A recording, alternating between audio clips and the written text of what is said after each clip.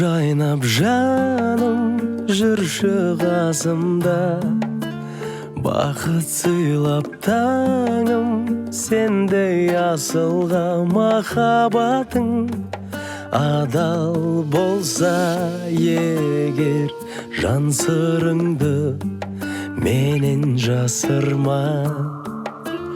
Армандарға алыс бірге жетейік, жоққа сабыр барға шүкір етейік. Хақ жолымен жүрейік, парыз еткен адалдықтың туы